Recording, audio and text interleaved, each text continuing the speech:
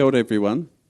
I think we're gonna get started. So tēnā koutou katoa, ko taimai nei I tēnei wā, e mihi ana kia koutou I tēnei rā, e te mana whenua Ngāti Whātua rā kei tēnā koutou katoa.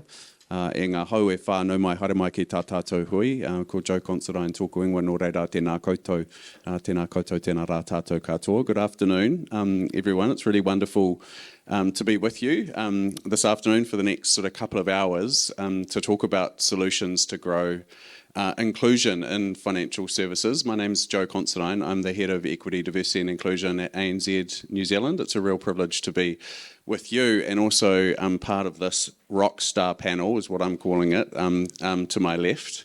We're going to have a great discussion and I'm really keen for this to be interactive because we've got a small group, so heckling is encouraged, yelling out if you think, yes, that is a great point, we want to hear about that, or if you disagree with something, let's have a good kōrero about this discussion. It's a really important discussion for our industry to be part of, for us to think about both individually, what is our role in driving greater inclusion, what is the role of our organisations, and actually what is the responsibility and the opportunity of the sector to drive greater inclusion. Because this conversation is under the backdrop of what I like to call the new Aotearoa New Zealand. The 2023 census data just came out recently, which shows how much our country has changed and is changing. And that puts the question to our executive teams, to our boards, to our sectors, how might we respond to the changing landscape of the communities, of the customers, of the stakeholders, of the future workforce that we're going to be serving? Māori represent over 20% of our population now, and 30% of under 35s are Māori, and so and now we've got obviously a massively growing Pacifica base. So we've got this young Māori and Pacifica population, an older Anglo-European population in New Zealand. Māori and Pacifica are having babies at a much higher rate than our Anglo-European ethnicities and cultures, and so this is something which is we need to design for, we need to think about, we need to intervene on potential growing inequalities that we're seeing across our economy. And obviously the financial services sector has a really important role to play in creating and designing those interventions. So we're going to have a great discussion about why this is important. So why is inclusion important for our sector, for our economy, for our workforces? What is it? Who are the people that are being left out of our system as it exists now? What are some of those numbers? And I know Tom from the Reserve Bank's got some great numbers on what that data looks like. And then the how part, which I think is really important. Like, I would love us to walk out of this room to say, individually, I've got some ideas on what I can take back to my organisation around some of the interventions that I'd like to see us put in place, which might drive greater inclusion to a broader stakeholder base or a customer base than we are now. So we can get into the practical. What can I do? I think inclusion is not the responsibility of just our boards and our executive teams. It's the responsibility of everyone, irrespective of where you sit in the hierarchies that where we're operating. So. That's enough for me waffling on. This is all about everyone to my left. So it's my great pleasure to introduce our panel. I've said to them I'm not going to read out a really long bio about where they went to university and all their amazing achievements, of which there are many. But I'm going to ask them to introduce themselves and just kick off our conversation with what does financial inclusion mean to you? So shall we start? Chloe? Sorry. Thanks, Joe. Kia ora koutou katoa, ko Chloe Gallagher aho. My pronouns are she, her.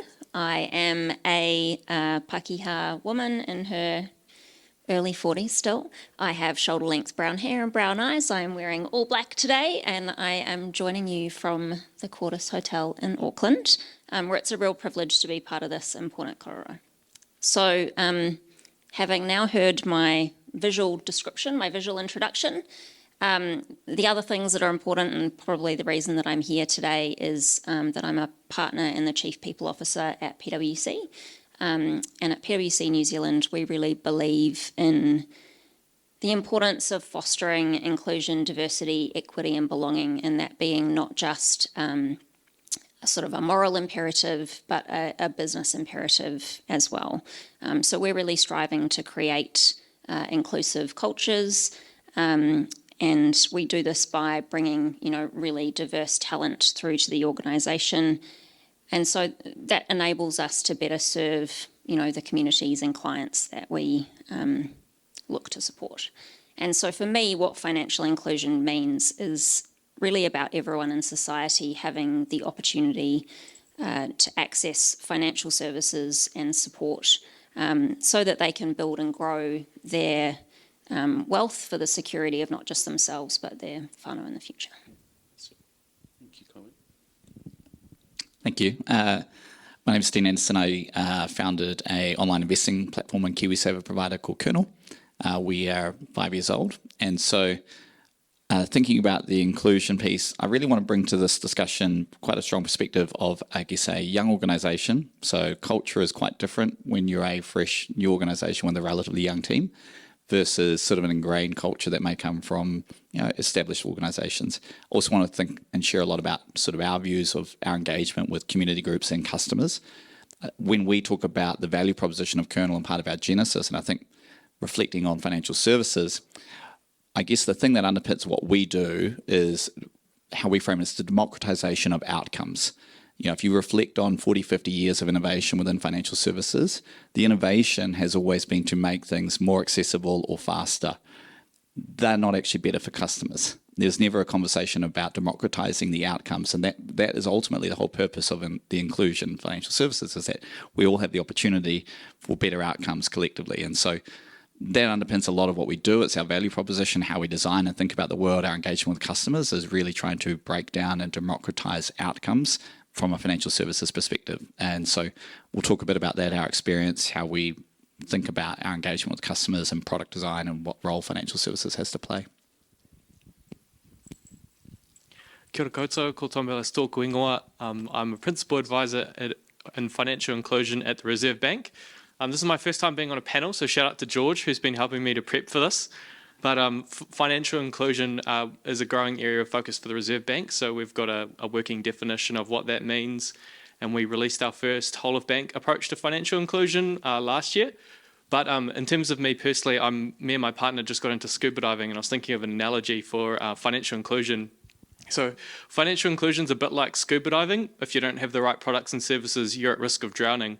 So in terms of a bank account, that's a bit like your oxygen supply. It's a lifeline connection into the financial system, and if you don't have it, you're pretty much buggered. In terms of savings and investments, they're a bit like your fins. They kind of help you to get in the right direction, but a little bit faster. They'll kind of give you a push in the right direction.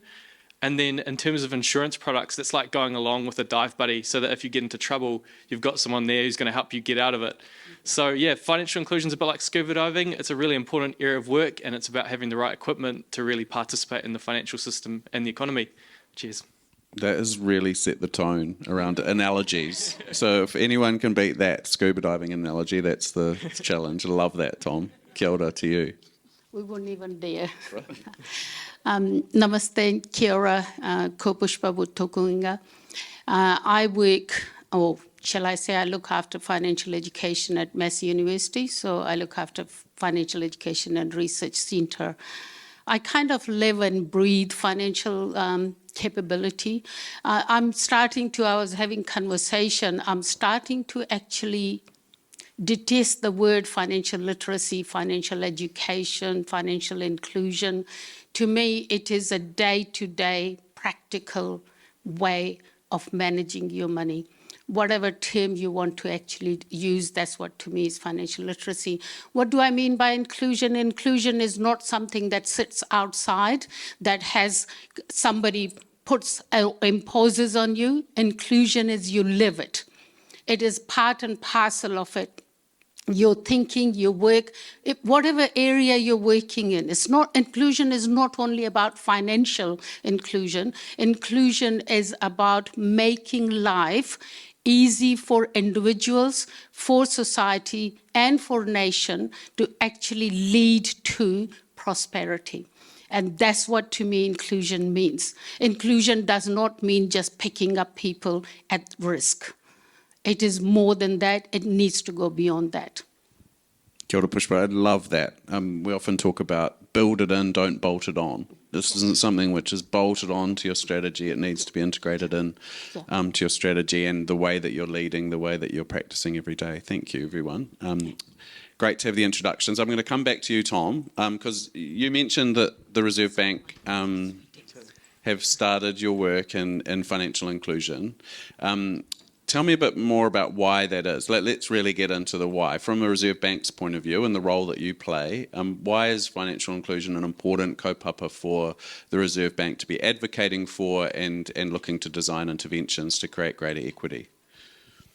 Yeah, so the why for us is really two main reasons: because it's important and because we have to. So in terms of because of the first reason, financial exclusion is a serious issue. So according to the FMA last year, there's about 230,000 people who are financially excluded, who have access to no banking products, and that number's higher for insurance. So that's about almost 4 to 5 Eden Parks filled with people who are financially excluded from the system. So yeah, it's a serious issue, and the Reserve Bank is looking to play a role in terms of supporting strong financial outcomes for New Zealanders. In terms of we have to, financial inclusion is now embedded in the Reserve Bank's modernised legislation. So it's become a part of the new RBNZ Act in terms of promoting prosperity and wellbeing, and there's links there. And it's also featured in a purpose and a principle of our Deposit Takers Act, which is kind of the new rules for banks and deposit takers, which many will be obviously familiar with. So it's not just around doing it because it's important, but it's part of the way we roll, and it's now embedded rather than a bolt-on for us in terms of how we operate going forwards. So yeah, those are the 2 points from RBNZ. Brilliant, thanks, Tom. Dean, I want to come to you. You obviously got a different perspective on the world running a small business, and you mentioned in your introduction that has its challenges and opportunities. From an inclusion perspective, why is it important for your business and the leadership of your people and the customers that you're serving for inclusion to be on the agenda for you? I was just reflecting on this, and even the other. This may be controversial. It doesn't really come up into our thought process. There's a lot of conversations that are going to be like the terminology and policies and FMA's guidance at the moment on fairness. Bluntly, I think a younger organisation and why we established it is not even a thing that we actually segregate. To your point, it's not a bolt-on. It's just who we are. It's what we live and breathe. It just should be an expectation of being a good citizen in society. That is just what a good corporate organisation should be. It should be how we should be thinking about our staff and our customers. It doesn't really stand alone as a separate item that we think about, that we policy design around, or that we think about from a regulatory point of view. It's just good human being practice, right? And so I think that's just ingrained in who we are as an organisation, the culture that we're founded on, and how we think about customers. And it's important for New Zealand, and there is a lot of opportunity around it as well. So yeah, for us, it really comes from just, I guess, the team culture, and that's reflected in everything that we do rather than the bolt-on. Great. Chloe, PwC, obviously a different scale, different size organisation, and different challenges around culture and leadership and all of the communities that you're serving. You mentioned that it's not just the right thing to do, but it actually makes good business. Can you talk about the PwC perspective or your perspective on the business benefit, that this is a commercial strategy just as much as the right thing to do? Yeah. Look, part of our purpose is to build trust in society and solve important problems. And when you think about, society as a whole, it is really diverse now. And, a lot of the organisations that we are working with are trying to solve, some of these big gnarly problems, and they have really diverse teams, and they are looking to us to mirror their communities and their customers. And so, for us, we're really looking at our hiring kind of practices and making sure we've got really strong, inclusive hiring practices. And that's, to get diverse talent, particularly, for an organisation like ours that has been around a long time, and there's a certain perception of us in the market. It takes deliberate strategy and intervention to be attractive. And going out on campus and talking to young people coming out of university, they want to work somewhere where they see people that look like them in successful leadership positions. And it's the same when we're going out into communities and helping our clients. They want to see people that look like them so that, there's this, Pushpa can probably tell you all the scientific and research behind it, but this whole concept of, mirroring, and we respond to people who look like us and we trust them more. And so I think when you're talking about, financial inclusion, and it's the same for us in the work that we do with our clients, trust is really important, and that can be much easier to attain when you have, people who you can see that look like you. Yeah. And so some of the work we're doing is around focusing really hard on those inclusive hiring practices, and then once we have them in the door, making sure that they feel a really strong sense of belonging, lifting the cultural competence of all our people to understand the Te Ao Māori worldview, so that when they are working with clients, they can bring that lens to the work. And all those sorts of things help us to, from a business perspective. Yeah, love that. It's really interesting how the diversity and inclusion movement has moved more to the I is actually before the D rather than the D before the I. That contemporary diversity and inclusion strategy is actually about building cultures of inclusion, of belonging. And when you do that, you'll be a magnet for diverse talent, and it'll be very visible to your external customer base, some of the practices that you're doing. So instead of looking to try and helicopter diverse talent into your organisation, and then when they come in, they go, oh, I'm not sure if this is the right place for me or where I can thrive. It's actually that longer term approach around how do we build sustainable cultures of inclusion where over a long period of time we'll have much more diverse cohorts of talent coming into the organisation and will be more attractive to external diverse types of customers and stakeholders. So to talk with that. I want to go to you, Pushpa. What's your perspective on this kōrero, just in terms of adding your wisdom? I was just thinking, I come from a country, and I've been in this country for 44 years. What you call financial inclusion now, in last 10 years, we have been working on it for the last 50 plus years in India. I remember establishing with the banks mobile banking in the rural villages, right? So to me, what inclusion actually means, the question I would like to ask all of the finance sector is, how do you know and what makes you think that people are excluded in the first place? Are they excluded because of their own shortcomings, or are they excluded because of your products and services? Right? Because it's a two layers. And then, of course, there is an exclusion that occurs because you are no longer relevant to the needs of the people. So coming from education, I'm always interested in knowing, why do people feel they are excluded? And why do you feel that people are excluded? And I bet you there will be two different reasons. Why you think people are excluded and why people think they are excluded. So if you really want to be in the inclusion frame of mind, you really need to understand why people feel excluded, rather than why you think they are excluded. And that is the bottom line. You need to actually understand why people feel being excluded. Providing products and services to be included is only start, right? That is just a start. People need to be able to understand your product and services. They need to be able to see the relevance of those products and services, and they need to be able to use them comfortably to actually make some difference.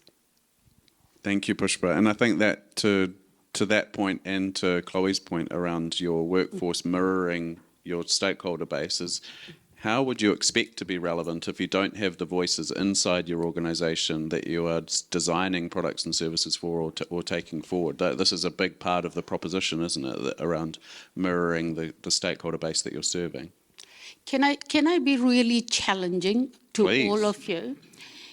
Why has all of a sudden inclusion and diversity become so important for the financial services sector in the last 8 to 10 years? Because it makes business sense. It's not that you're doing it good out of goodness of your heart. all right? It makes business sense to all of you who are in the financial services sector to be inclusive and to be diverse. So if you want to actually do that, then you really need to do self-examination. And that self-examination is, what is your rationale? And be honest about it. There's no point being do-gooder if you are actually looking at from a business sense. And if that's the case, what makes a perfect sense? Your workforce needs to mirror who you are servicing, who you're serving. You also need to understand whether you do have capability and capacity to understand cultural nuances, how people actually perceive money. Right? And above all, you need to be willing to be challenged that your products and services are no longer useful. Love the I'll stop challenge. it there. No, keep challenging, Pushpa. I love it. Tom, Can I, just continuing there, I guess, this is fantastic, actually. And there are a couple of things that jumped down to me. One of them was a typical flaw that I've always felt with financial services is the conversation and tone always starts with designing the product. It's always been design a product to sell to somebody, not what we come back to, how do you democratize and build better outcomes and work back from that. And I think that's a general flaw of financial services in many organizations anyways. It's build something first and then how do you sell it rather than work up. And I think you've called it out massively. And so as somebody as part of the Rainbow community, I think, you notice that change, and I think you've touched it with diversity was sort of the first talking point. And often that was visual, and everybody's go-to was a visual element of diversity, not the diversity of thought and culture. And I think the challenge we're seeing, and I think reality is starting to hit home of this where it has been slightly hijacked from a commercial point of view. And now what we're seeing is a lot of division, particularly if you look to the US around diversity and inclusion, because it's almost swung too far as a pendulum that it's become quite tokenized and commercialized rather than being a genuine, everyday, lived experience within the businesses and the purpose behind it. And I think that's a real fine line to tread between making progress over time and bringing everybody on the journey and changing cultures and mindsets versus sort of it's pushed too far at times and becomes a commercial element. And that's a fine line to toe. And I think what we're seeing is now blowback, particularly in the US on this, where it's now become a political topic and very politicized and now in danger of kind of stepping back and actually, moving back with progress because of some of that commercial element that's gone behind it. really good point. I mean, I think the two themes in diversity and inclusion globally are fatigue around talking about it. Like, things are moving so slowly. We've been trying to work on it for a long time. The gender pay gap in New Zealand has been about 9% for the last 10 years. It hasn't really moved. NZX 50 companies in New Zealand, we have 5 female chief executives out of 50. And that's just a gender lens. When we add intersectionality and culture and ethnicity into that, it's even worse. And the other one is division. We're having 2 conversations inside our organisation, particularly, and we don't have many blokes in the room, but I spend a lot of my time, kia ora, welcome. I spend a lot of my time running leadership programs for male allies, and what is happening is we have a situation where people don't feel safe to ask a question inside it or have a constructive conversation inside an organisation. So if you're sitting around the executive table and I say, oh, hi, my name's Joe and I'm not sure about these targets for women in leadership, that's my personal brand gone within the organisation. So I'll sit back and not participate if I have that question. And so I'll say, yep, I agree.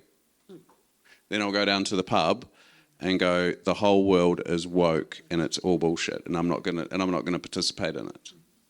And this is just what's happening at this moment in time. And so I think we need to open up spaces where we can have some really constructive dialogue around how everyone's feeling in this. What is our role to play? Where is our space to step into in terms of our inclusive leadership that is authentic, that we can find our place in?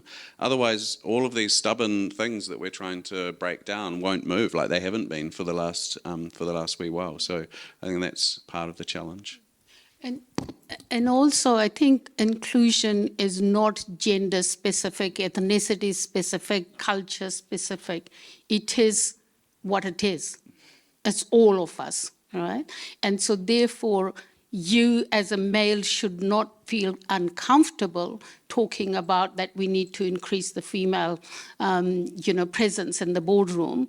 And I, as an Indian, should not feel uncomfortable talking about where are the Maori faces, where are the Pacific faces. It should not be left to those cultures or the gender or the ethnicities to actually fight the battle. It is everybody's battle. We all need to be, we are all in it together. Remember the famous COVID sentence? We are all in it together. So inclusion to me is that where we all see a role in some form and some shape, whatever it is. Thank you, Pushpa. I want to come to you, Tom, because we talked about how do we know when people are being excluded and the kind of the data that sits in behind that. Of those, I think it was 238,000 people. What are some of the characteristics around those parts of our community or that we know that they're being excluded? How are we categorising? Yeah, so from what we've looked at in terms of financial exclusion, there's two real reasons that we see, or two positions where people are getting into this position, and that's people who are looking to set up their get into the financial system, so setting up their banking account for the first time, and that process has become increasingly complex and difficult. So just to use another scuba diving analogy, for a frontline banking staff to open an account for someone, they're having to swim a really long distance to open that account for them, and the whole time they're kind of worried about getting a chomp out of them from a shark. So the kind of requirements involved in opening accounts have been really difficult, and RBNZ's conducting some research around what those barriers are that stop people from opening their first foot in the door with their first financial provider, looking at those barriers from the perspective of both frontline staff who are in that the front line, and also from excluded customer groups, so connecting with those sorts of the communities that have issues with this problem, to understand firsthand what their experiences are. And then that research on customer onboarding will be released later this year, so in Q4. So if anyone's interested, come and find me and we can send out copies when it comes through.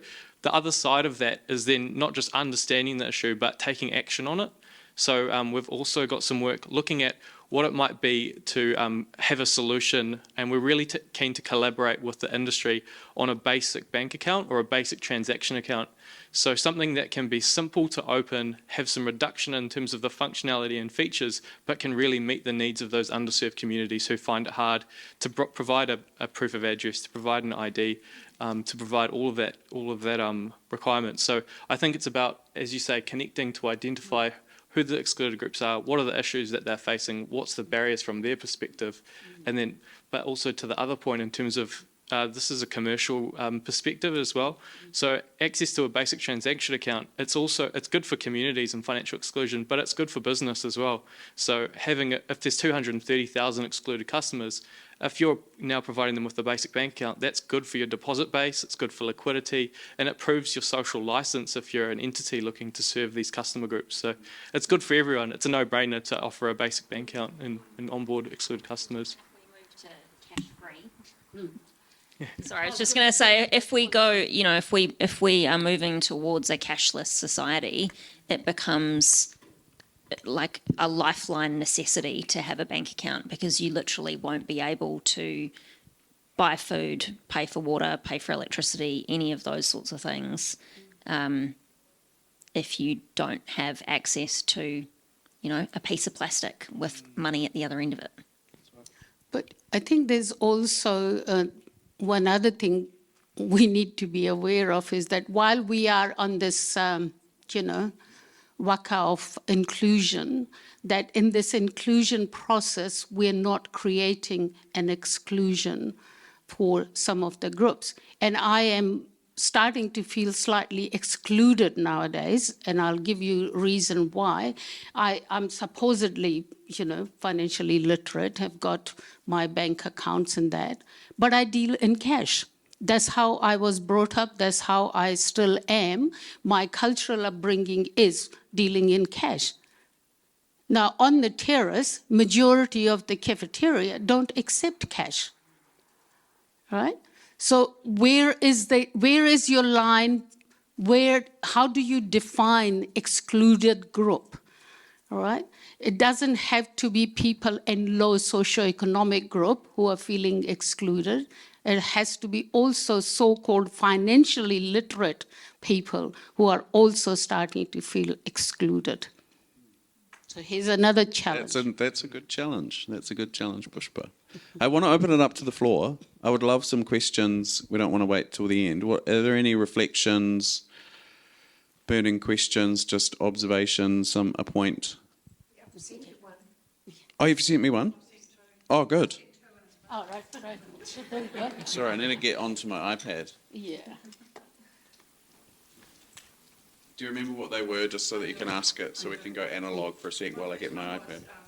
Particularly for PwC and RNZ, the recruitment side of it is really fantastic. And I agree that people need to see themselves. But when you look at your executive teams, do people see themselves?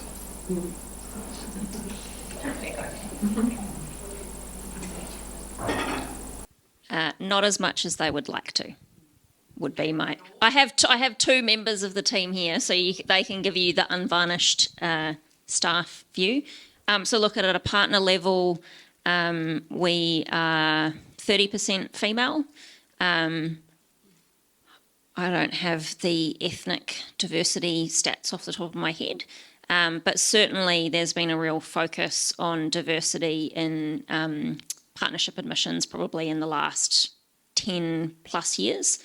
So we've been doing the 40-40-20, and we're definitely seeing that coming through the partnership. What that does mean is we, at the moment, have what we describe as a power gap. So for anyone who knows how partnership works, traditionally when you reach partner, or certainly historically, you stay at that level and stay within the organisation, usually for sort of 10, 20 years. And so what we're seeing is definitely at the more senior ranks, there is a very, very high proportion of males and often white males at that level, and sort of below sort of those admitted to the partnership in the last 10 years, there's much more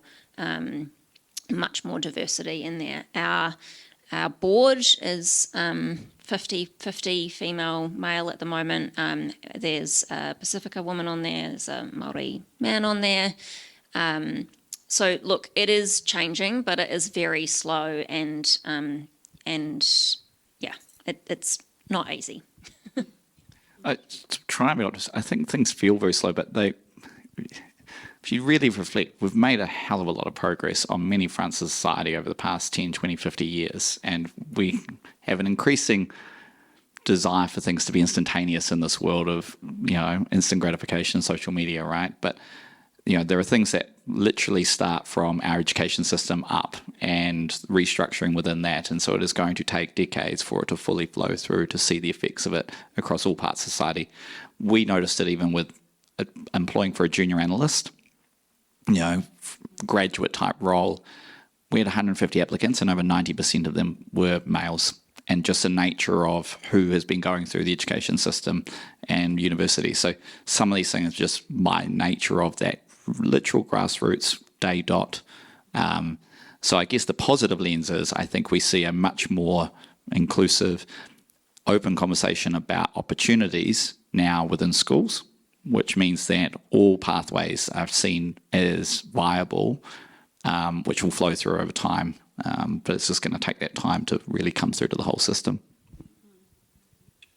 My apologies, the questions aren't actually coming through on the system, so we are going to have to just ask the questions. Sorry, but that's actually quite nice because you get to ask them and, you have your moment in the sun. Just to follow on that question in terms of representation at executive level, what we see across New Zealand is the public sector have done quite a good job of this. They've got 50% representation across their governance group, so the board level, because they could mandate it. So that was mandated that they had 50% women, and then they achieved it. The private sector, not so much, because there isn't that ability to kind of mandate that. We haven't brought that into legislation. And from a legislation in New Zealand perspective around inclusion, we're really behind the OECD. So we have no mandatory gender pay gap legislation in New Zealand like they do in Australia, like they do in the majority of established countries, and so I think we've got a way to go in terms of regulation. I'm a fan of that coming in. I think you need a framework for organisations to adhere to and to have that framework around. So that's something, and it's slow. It's definitely slow. So lots more to do in that space. Anyone? Oh, question. I'm trying to leave with the first one first. Why move to cashless anytime soon? We have the numbers, 230k unbanked, and they're unbanked for all sorts of reasons. That's going to take a lot of time to work through. I don't, anyway, there's that first. That's my first question. And then next is, are we prepared to listen to the 230k people unbanked to truly understand their issues with the system, the products, the offerings, and then is industry prepared to completely change its approach and what it might offer through that co-design process? Yeah. That's a lot of questions. No, really good questions. Just in terms of the first question, so in terms of bank accounts and access to those, we're not at the Reserve Bank. It's not an either or. So we're looking at greater options for people, and not So cash will still be there. Cash will still be a part of the system, and there's lots of work in RBNZ around access to cash services. So that works. That's in money and cash. So that's not going away. We're not saying that you should stop using cash and use this account, but we're saying for people who want to open an account and are trying to open an account, how do we make that process as simple as possible? So it's not one or the other. But in terms of the second point around listening and hearing those people who are excluded, and I think that's a really good point, and we're trying to do, in terms of the Reserve Bank, we're trying to work quite collaboratively, both with the sector, but with community groups and organisations that have those, really do connect with those people who are in hardship or in experiencing financial exclusion, like financial mentors, like those community organisations from representing elderly customers or rural customers, to really hear, because as you say, everyone's circumstances are quite unique. There's not one customer who you can say, here's a gold solution that's going to meet everyone's needs. It's quite tailored to specific circumstances. So there's a lot of different research that we're seeing around access to banking for young people, which is becoming an issue. Access to banking for former prisoners, access to banking for people who have been insolvent and have an existing account closed. So there's lots of different unique examples where this can be an issue, and we're just trying to connect with those entities and connect with communities who experience these issues to better understand those and find solutions. So really, really good points. One of the things I think I just want to add to that is I think there's an opportunity for the sector to collaborate on this kaupapa. Like, it's not that diversity and inclusion and hardship and customer vulnerability is not a competitive, something that each organisation needs to solve for themselves. I think sharing insights, collaborating and sharing budget and resourcing with the Reserve Bank, with the financial institutions, is an opportunity in this space, which we shouldn't just be looking at every organisation to do on their own. I think financial services sector, especially banking sector, also needs to keep in mind that there's a lot of work going on trying to understand why people go into unmanageable debts, apart from not having enough money. That's commonly understood. But one of the things that is becoming more and more evident is that the invisibility of money is contributing quite a lot among young people to actually not having an oversight of what finances they have, what they're spending, and how much is left. So I usually, whenever I come across anybody, young people more so in my case, who is actually struggling to manage their money, I usually give them a challenge: manage your money 6 weeks. For 6 weeks, deal only in cash. Put away your cards, your credit card, your debit card into freezer, and just deal with cash. And it's absolutely amazing the enlightenment they go through. You don't have to do anything. You just simply manage to persuade them to deal in cash for 6 weeks. Continuing that story, I think it's really interesting. I think there has been this gap, right? If you look at our history, when a lot of people are in their teens or 20s or 30s, cards and non-physical cash has dominated life, but there hasn't been the supporting infrastructure to help people get the insights. It's been really clunky to manage and budget. I think positively, and tomorrow morning, 7:30 a.m, there's Sort Me is a good example where leveraging open banking APIs gives really instantaneous overview of your money, your budgets, allocations of how you're spending, what you're spending on.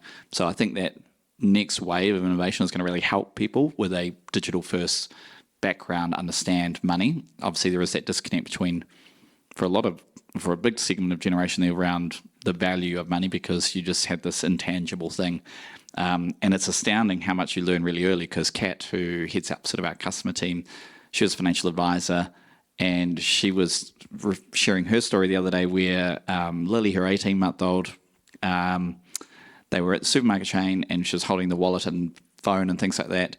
And she looked around, and next thing she's trying to tap the machine with the card and phone, and never been taught that, but just has observed that you put these things and you put them through the checkout and you just tap this thing and you get it. And so it is ingrained now from day dot, and people see those behaviours. And so, it's going to be another challenge.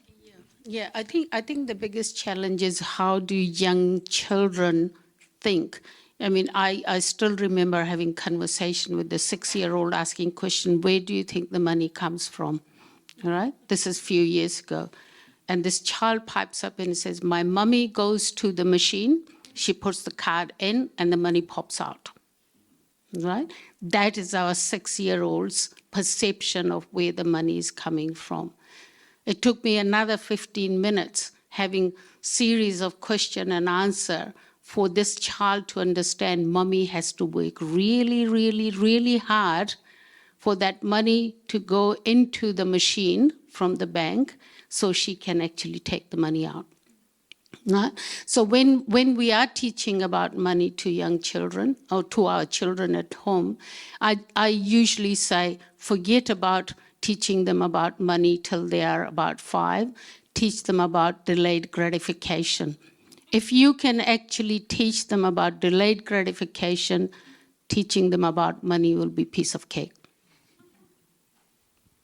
I've got a 15-year-old daughter, and delayed gratification is quite a big challenge.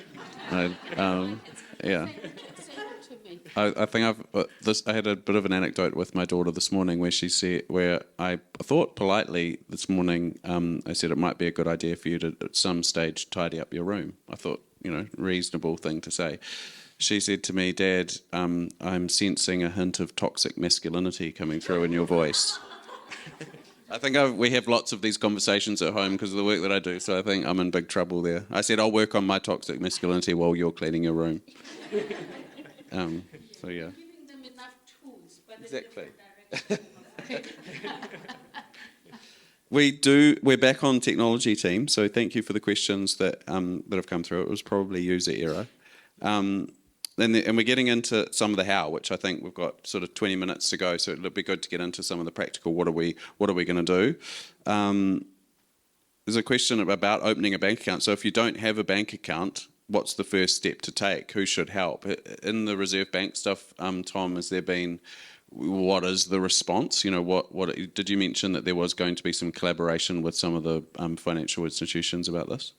Yeah, so we're really keen to work with financial institutions around this. So we've got an issues paper that we've worked on with the Council of Financial Regulators, and we're going to be releasing that later this year. And we really want to kind of work together with the industry to say, what's the problem, what's the definition of a basic transaction account that can work, what are the features that it needs, as well as how it can be rolled out. So we understand the issue from what we've heard from excluded customer groups and communities, and we've done an international review of best practice, but we don't have that frontline perspective of how it can be operationalised and what sort of controls need to be put in place and how that works from a financial entity perspective. So yeah, we don't have the answers, and we're really keen to kind of work with the sector on this together. So yeah, that's my response there. Keen to work together. Scuba diving's better with friends, so is financial inclusion. Keeping going. There's one about around hiring diverse talent. So we had a kōrero about, you've mentioned that you've been focusing on hiring diverse talent. Has this directly helped to contribute to customers' financial inclusion? So when we're doing that, are we seeing a causal relationship between the diverse talent that is coming into our organisations and our ability to serve or close financial inclusion gaps. Sure enough work has been done in that area. I'm not aware of sufficient research to say there is a close link between the two, because I don't think we have been collecting that data.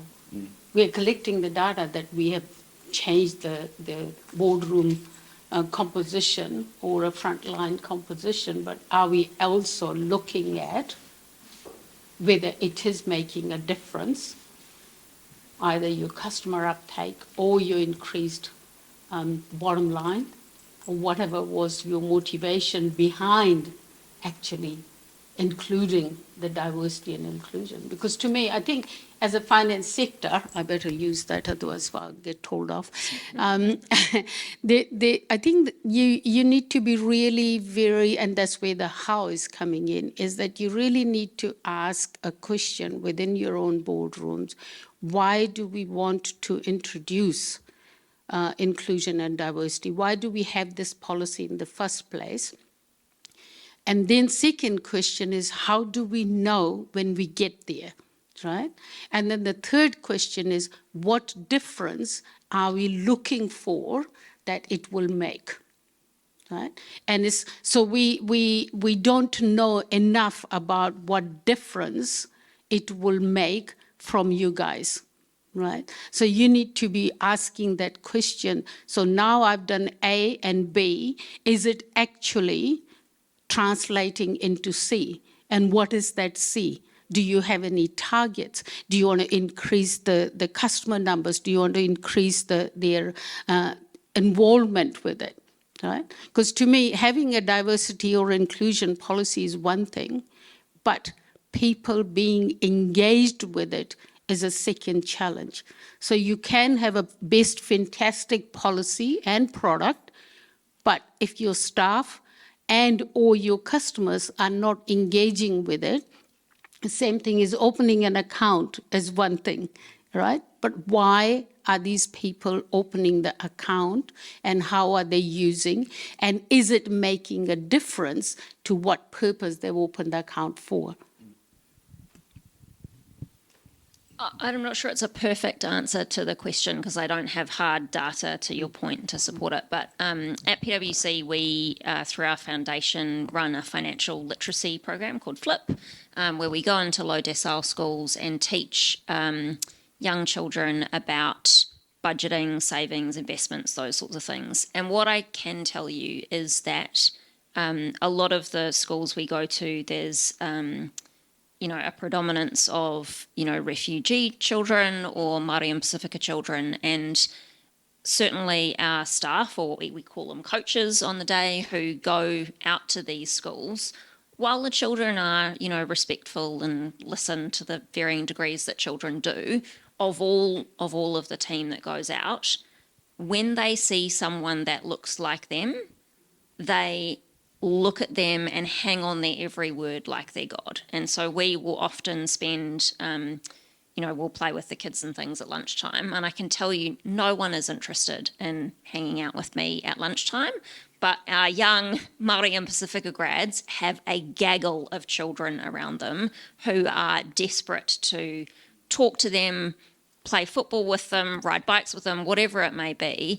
And they're the ones that they really listen to because they are seeing someone that looks like them. Now, I don't know if these children are all going away and, working on their savings to work towards opening a bank account. I think it's too soon and I haven't got the data to support that. But I would like to think that in some small way that our inclusive hiring practices are making a difference towards financial inclusion. Here's another thought. We go and teach financial literacy in schools, and a lot of it is in so-called low decile schools. Why don't we start from high decile schools first? Because that's where the challenges are coming through as well. Why is there perception that just because you are in a low decile school, you don't have understanding of budgeting and that? Let me tell you one fact. The less money you have, the best budgeter you are. I read years and years ago, it is absolutely criminal to actually ask a low-income person to improve their budgeting skills. Absolutely, right? So we need to actually change our own perception. Where are the challenges and issues coming from? It's not necessarily always low-income people getting into financial strife. There are high-income people who are getting into more financial strife. So we also, as financial services people, you also need to get your blinkers off and also start to think widely as well. The need for high-income people is very different when it comes to financial literacy and inclusion, and the need for low-income people is very different when it comes to financial literacy. And same thing is people from different cultures have a different understanding of money and a different way of managing money. You need to, again, get into that, is to say, okay, why are you staying away? And let me give you an example. You need to be really proactive. I was sharing that with Tom. I sold my rental property about 3 years ago. I put it in the bank operational account, that money. I deliberately left it in operational amount, did not shift it for 18 months, hoping for somebody from the bank to actually either send me an email or give me a phone call to say, by the way, Pushpa, we noticed this money is sitting here. Would you like us to have a chat with you to see how best you can utilize it? Earning no interest, right, for 18 months. Flip the side, I also have a non-resident Indian account in India, all right? That bank, at least once a month, looks at my account, sends me a friendly reminder to say, by the way, we noticed this money's been sitting in your account. Would you like us to make you a phone call or send you some information about how best you can utilize your funds? Right? They also regularly send me information about how to avoid scams, how to protect your account. There are free webinars that are being run. I haven't received one single one from any of the banks, and I bank with 3. Okay, 3 banks. And the reason I bank with 3 banks, the research recently has come out, it says the more products people have, the more financially resilient they are. So the number of products is equating to your level of financial resilience. Pushpa, you're coming up with some real gems today. Take your blinkers off, I think, is a good one. I feel like you could open up a massive banking conversation. Yeah, definitely. Are we going straight back to ANZ with that? We've got a really practical one. It's probably time for us to kind of get into the real practical. So there's a question from the floor around what is our advice on one thing or 2 things that you can do going back into your organisations to have influence around inclusion, both within your organisation in terms of changing strategy and policy within your organisation. So I'll open that up to the panel. What is our top tips for our team to kind of when they go back to their day jobs? I'll start. So top tips. First, we've got measuring financial inclusion. So we're doing that at the Reserve Bank to measure financial inclusion at an aggregate level for the financial system as a whole. But there's things you can do in your entity to measure financial inclusion in terms of the products and services you offer, the communities you serve and how well they're served, and gaps to fill product and service delivery where communities may not be able to access those services. So measurement's a key aspect. The other one is working with communities to identify excluded to identify issues and barriers, and then work to solve them. So, yeah, that's the 2 tips I would give. I'll give 2 tips since we started with the 2. One is try and take your decision makers from your organization to different cultural events. Let them see what the new world looks like and what they're going to be operating in. That's the number 1 tip. And you don't have to say anything, just take them there. And the second tip is when you are looking at designing and then launching any of the campaigns, I mean, we're very good at launching campaigns, try and have, after the campaign, a regular reinforcement of those messages. Having a campaign for a week or for a month does not necessarily work unless it was right time, right moment, the message was received. So in order for you to make sure that whatever campaign you're running is going to actually have some impact, try and organize some follow-up messaging, however best works for you. So I've covered off a bit, but I think the output that we have and how we think about building solutions and democratizing outcomes all comes from our internal culture and values, right? So I guess reflecting a little bit on how, as a younger, newer organization, we think about this topic, inclusion. Diversity has never been something we've really talked about per se. We're conscious of diversity of thought, and we want to have an environment where people are free to voice and challenge and bring different perspectives. And I think naturally, if we can foster that, then we can maintain a culture that innovates towards those values and outcomes. So we're more focused on how do we maintain that and make sure that we're progressing on that. So it requires strong leadership. It requires people to call out bad practices and bad habits that people have ingrained, and to build a culture where people feel confident in that. A simple practical one, though, for example, we use Slack a lot, and we've got a tool that we use in that called Office Vibes, which is a great little practical way. Rather than an annual survey of staff, Office Vibes is a great little mini pop-ups every now and then where we can drill down and sort of understand on a range of topics, whatever it may be, within teams and views and values and what's going on. It creates another environment where people may not be as confident voicing in person. It creates another channel to feedback, and it gives a really good oversight. And so there are some simple things like that about what you can implement to your organisation internally that supports the culture that will deliver better product outcomes as well. And I would come back just repeating is try and avoid that really fine line of these things becoming tokenistic. Oh, it's XYZ month. Let's put on some baked goods. It's beyond that. It's got to be actually lived and breathed. Okay, I'm going to do two as well.